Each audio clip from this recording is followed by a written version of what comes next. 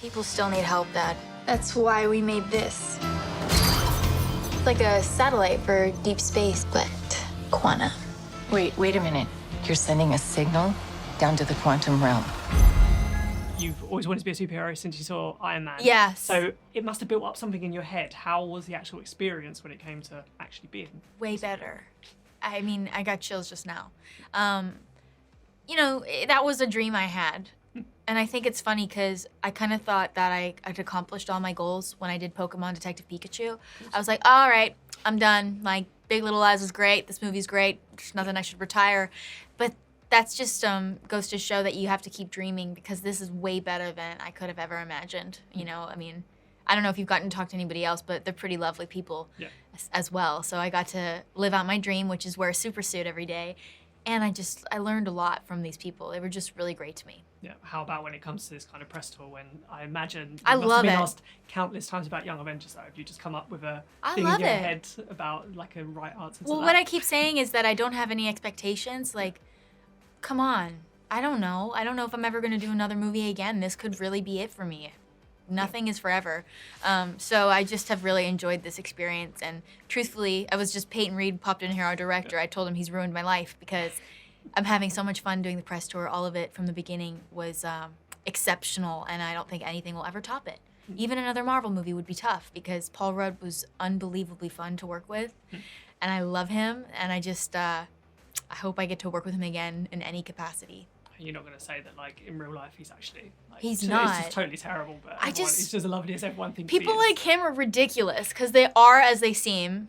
Like, we've all seen him. Like, I love watching his interviews. I'm a fan. I told him my favorite interview is him and Jason Segel doing press for I Love You Man. Yeah. I love that interview.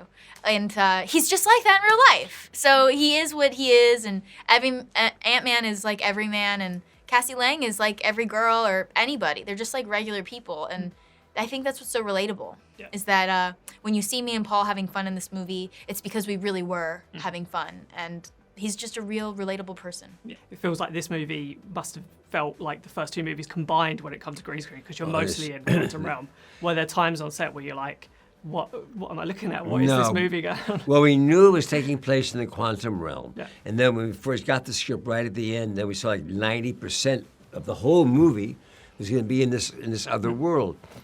So you walk in that first day to these enormous sound stages, and all you have is the quantum realm floor, kind of a rocky, unlevel sort of desert-like seascape.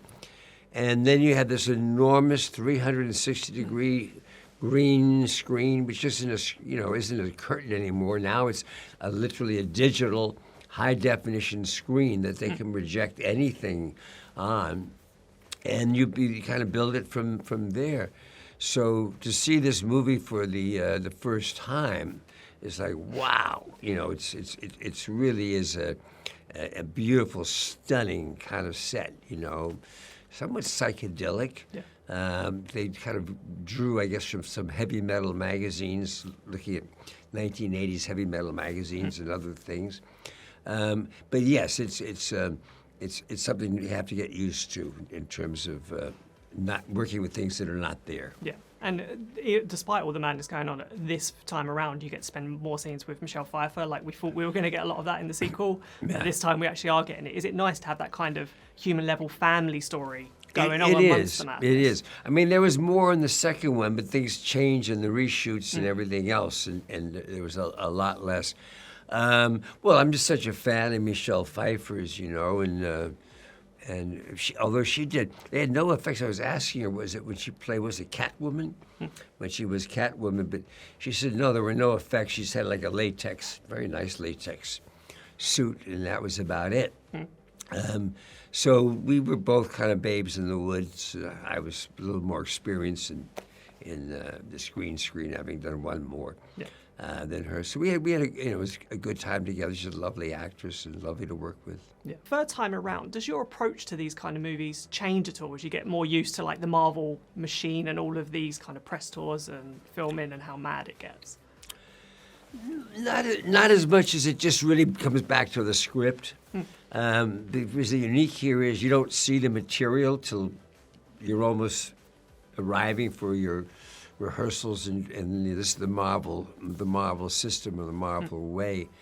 So you're a little at loose ends. I mean, everything's a little easier after the first one because I've never done a green screen movie before, and now you've got a little idea of what's going to happen or what's not going to happen, what to expect, and And the other nice part about doing a second or third is your co-stars, so you have much more comfortable.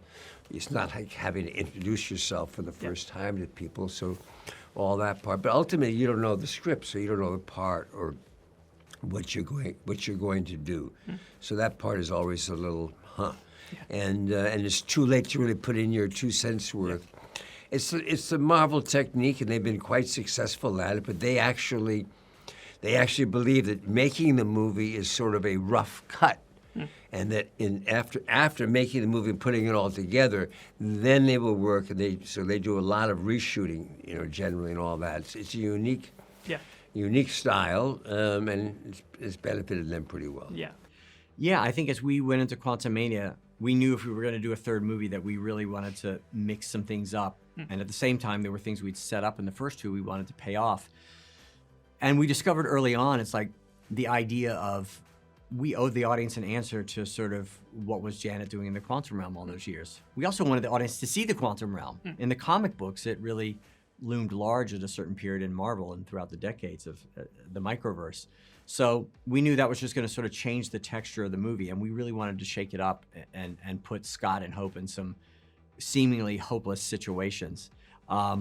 We also felt like it was a really good way to introduce Kang the Conqueror into the MCU, and that the quantum realm was the place where Janet was trapped for many years, but also the idea that what if we discovered Kang in the situation where he had been exiled into the quantum realm?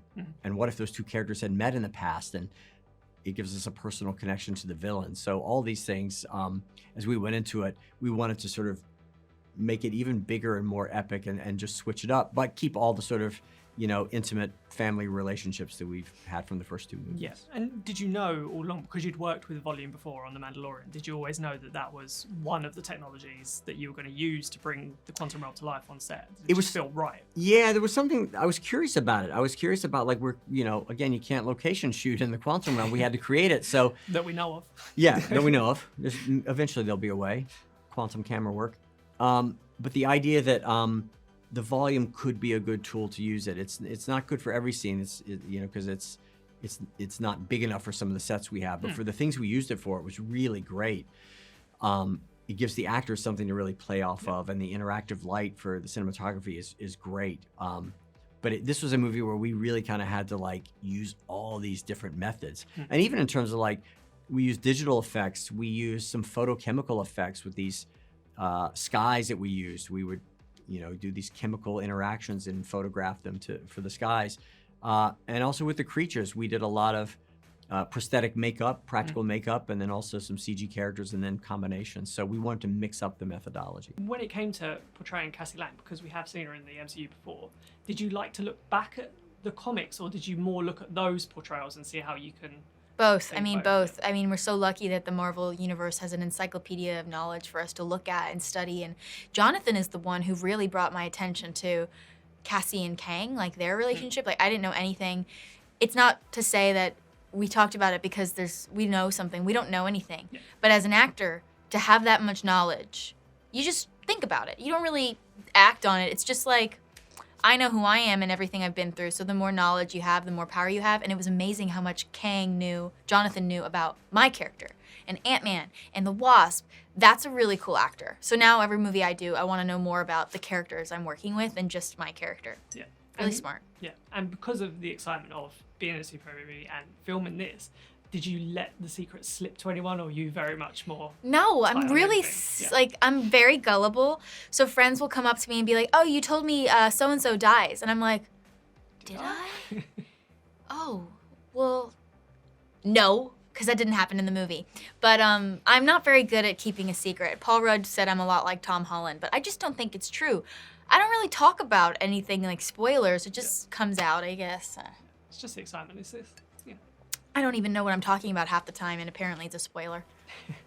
And just finally, what are you hoping that Ant-Man fans get from this when it finally comes out? Well, I hope that they get excited for the next phase 5 of Marvel, excited for Kang, excited to see that Ant-Man, someone who we've met like in such a normal kind of everyman kind of way, has really developed into this huge superhero, and it's really exciting to be a part of it. And I really hope that the fans love Cassie Lang, because it was a dream of mine to be a superhero, and I didn't take it for granted. And I hope they know that no one would have had as much fun in this movie compared to me. Like, I loved it, so I hope they love it. When it comes to Marvel, how much do you keep up with it outside of it? Because these kind of tours, when you're speaking to people who know that kind of stuff, do you get like a little crib sheet to remember 4 films? Or it all started on the first one, because I knew nothing. I was not a comic book addict when I was a kid. I really didn't know. I didn't know the Marvel world.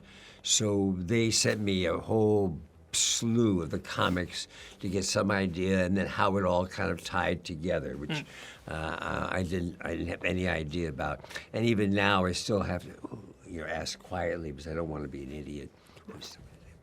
And so now it's getting very complicated, because Kang, our ultimate villain in Ant-Man and Quantumania, and now it's going to be in a lot of the different Marvel films. So we'll see. I don't know how much you pay attention to, obviously, the first reactions and things out of this, but there has been a lot of Star Wars comparisons, and like Mos Eisley Cantina, Interesting, with yeah, like all the yeah. aliens and stuff. How do you feel about that? Did you kind of think when you were making this, oh, this is a bit Star Wars, or just never come into your mind? I think it's unavoidable when you do any kind of sort of science fiction, quote unquote, world building, right?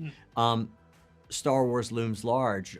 It was one of many inspirations, right? Star Wars, Flash Gordon, Alien, Hitchhiker's Guide to the Galaxy, a million different things, all the sort of science fiction paperbacks I read as a kid, and just this tremendous wealth of art from our artists we had. Artists all over the world who did these just conceptual art of creatures and beings and things that we challenged everybody to like come up with the most imaginative stuff that could exist in a subatomic world, like that can be unique to this movie, that you wouldn't see in a Guardians movie or a Thor movie or something, unique to this thing. So that was really the challenge. Yeah, and with its position as Phase 5 and the fact that we know it will link eventually to Kang Dynasty, how much, when it comes to making these films, do you need to be in the know of what's to come? Or do they kind of just leave you alone to make your film, and then you trust in the process that it's going to all eventually fit together? It's a great question. I mean, we knew we were going to introduce Kang. We were working alongside Loki season 1, and Kate Herron was directing all that. So when we cast Jonathan, we knew he was going to sort of dip in briefly for that last episode of Loki, but he was playing our Kang, and potentially all these other Kang variants to come. But basically, like, there's a rough framework, but we were doing what was right for our movie with Kang, and kind of the way it generally works is whoever comes after inherits what we've created. So Jeff Loveness, who wrote Quantumania, is also writing Avengers Kang Dynasty, so he's sort of off literally right now with his laptop in another hotel, cranking away on that. So that's one of the fun things as we've gone along this 8 or 9 years now for all 3 Ant-Man movies, is that when we were doing the first Ant-Man, I had the Russo brothers come in and see how Paul was playing Scott Lang, because they were going to put Scott in Civil War, and there's a nice sort of crosstalk between the directors on these movies. Yeah, and just finally, this is the end of the Ant-Man trilogy, and we don't know what's coming in the MCU to date, but could you see a world where there is a 4th Ant-Man film, like more adventures with his family, or do you feel that sort of...